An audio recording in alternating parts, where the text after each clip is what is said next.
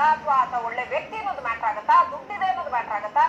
ಏನ್ ಹೇಳ್ತಾರೆ ಜನ ಕುಟುಂಬ ರಾಜಕಾರಣದ ಬಗ್ಗೆ ಮತ್ತು ತಮ್ಗೆ ಎಂಥ ಅಭ್ಯರ್ಥಿ ಬೇಕು ಅನ್ನೋದ್ರ ಬಗ್ಗೆ?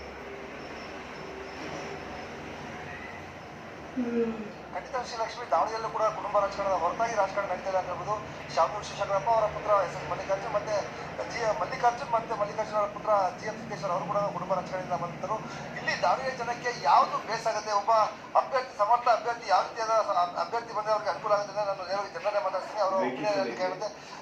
ರಾಜಕಾರಣ ಅನ್ನೋದು ನಮ್ಮ ಆಸ್ತಿ, ಅದು ನನಗೆ ನಂತರ ನನ್ನ ಮಕ್ಕಳಿಗೆ ಮೊಮ್ಮಕ್ಕಳಿಗೆ ಮರಿಮಕ್ಕಳಿಗೆ ಅನ್ನೋ ಒಂದು ಪರಿಪಾಠ ರಾಜಕಾರಣದಲ್ಲಿ ಬೆಳೆದು ಬಂದಿದೆ. ಇಲ್ಲಿ ರಾಜಕೀಯವಾಗಿ ಪ್ರಾಬಲ್ಯ ಒಂದು ಬಿಟ್ಟು ಹಣವನ್ನ ಬಿಟ್ಟರೆ ಯಾವ ರೀತಿ ಅಭ್ಯರ್ಥಿ ಸಿಗಬೇಕಾಗ್ತದೆ, ಮತ್ತೆ ರಾಜಕಾರಣ ಕೇವಲ ಒಂದು ಕುಟುಂಬಕ್ಕೆ ಮಾತ್ರ ಸೀಮಿತ ಅನ್ಸುತ್ತೆ ಸರ್ ತಮಗೆ? ಅಲ್ಲ, ಈಗಾಗಲೇ ಈಗ ಅದನ್ನ ಈಗ ರಾಜ್ಯದ ಜನತೆ ನೋಡ್ತಾ ಇದೆ. ಈಗ ದೇವೇಗೌಡರ ಕುಟುಂಬದಿಂದ ಶುರುವಾಗಿಬಿಟ್ಟಿದೆ ಕುಟುಂಬ ರಾಜಕಾರಣ ಅಂತಂದೇಳಿ. ಈಗ ದಾವಣಗೆರೆಯಲ್ಲೂ ಸಹ ಶುರುವಾಗಿದೆ. ಶಾಮನೂರು ಶಿವಶಂಕರಪ್ಪ ಆಯಿತು, SS ಮಲ್ಲಿಕಾರ್ಜುನ ಆಯಿತು, ಆಮೇಲೆ ಈಗ ಸೊಸೆಯನ್ನ ತರಬೇಕು ಅಂತಂದೇಳಿ ಅಲ್ಲ ಈಗಾಗಲೇ ನಡೀತಾ ಇದೆ. ಆ ನಂತರ ಮತ್ತೆ ಅವ್ರ ಮೊಮ್ಮಕ್ಕಳು ಇದೇ ರೀತಿ ಕುಟುಂಬ ರಾಜಕಾರಣ ಬೆಳಕಂತ ಹೋದ್ರೆ ಹಿಂದೆ ಸುಮಾರು ವರ್ಷದಿಂದನೂ ಈಗ ಸಾಕಷ್ಟು ಜನ ಕಾರ್ಯಕರ್ತರು ಅವರು ಸಾಕಷ್ಟು ಆಸೆ ಆಕಾಂಕ್ಷೆಗಳು ಇಟ್ಕೊಂಡಿರ್ತಾರೆ. ಅವ್ರಿಗೆಲ್ಲ ಅವ್ರ ತಲೆ ರಚಿದಂಗೆ ಆಗುತ್ತೆ. ಯಾಕಂದ್ರೆ ಈಗ ಇದಕ್ಕೆಲ್ಲ ಕಡಿವಾಣ ಬೀಳ್ಬೇಕಂದ್ರೆ ಆಯಾ ಕಾರ್ಯಕರ್ತರೆ ಅವ್ರಿಗೆಲ್ಲ ತಕ್ಕ ಪಾಠ ಕಲಿಸ್ಬೇಕು. ಯಾಕಂದ್ರೆ ಆಗ ಮಾತ್ರ ಕುಟುಂಬ ರಾಜಕಾರಣ ನಿಲ್ಲಕ್ಕೆ ಸಾಧ್ಯ.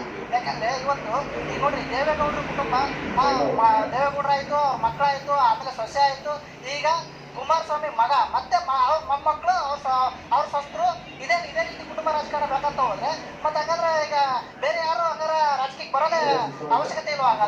ಹಾಗಾದ್ರೆ ಅದಕ್ಕೆಲ್ಲ ತಕ್ಕ ಪಾಠ ಯಾರು ಕಲಿಸ್ಬೇಕು ಅಂದ್ರೆ ಮತದಾರರು ಕಲಿಸ್ಬೇಕು.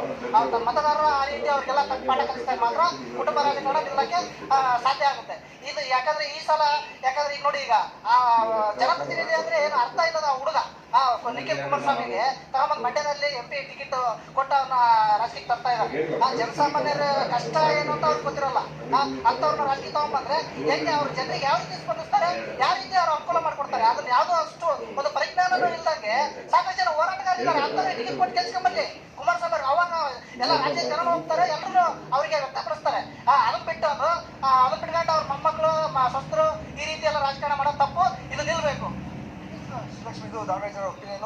ಏನೂ ಅನುಭವ ಇಲ್ಲಂತಹ ನಿಖಿಲ್ ಕುಮಾರಸ್ವಾಮಿ ಅಲ್ಲಿ ರಾಜಕಾರಣ ಮಾಡ್ತಾರೆ. ದಾವಣಗೆರೆಯಲ್ಲೂ ಕೂಡ ಶಾಮನೂರು ಇರ್ಬೋದು, ಶಾಮನೂರು ಕುಟುಂಬ ಇರ್ಬೋದು, GM ಸಿದ್ದೇಶ್ವರ ಕುಟುಂಬ ಇರ್ಬೋದು, ಅವರು ಕೂಡ ಕುಟುಂಬ ರಾಜಕಾರಣದ ತೊಡಗಿದ್ದಾರೆ. ಹಾಗಾಗಿ ಕಾರ್ಯಕರ್ತರು ಅವ್ರ ಹಿಂದೆ ಕೆಲಸ ಮಾಡುವಂತಹ ಕಾರ್ಯಕರ್ತರು ಅಂತ ರಾಜಕಾರಣಿಗಳಿಗೆ ಬುದ್ಧಿಯನ್ನು ಕಲಿಸಬೇಕು ಅನ್ನೋ ಒಂದು ಮಾತು ದಾವಣಗೆರೆ ಜನರ ಒಪಿನಿಯನ್ ಆಗಿದೆ ಶ್ರೀಲಕ್ಷ್ಮಿ. ಥ್ಯಾಂಕ್ ಯು ಯಶವಂತ್ ಡೀಟೇಲ್ಸ್ಗಾಗಿ. ಹಾಗೆಯೇ ರಾಮನಗರದಲ್ಲಿ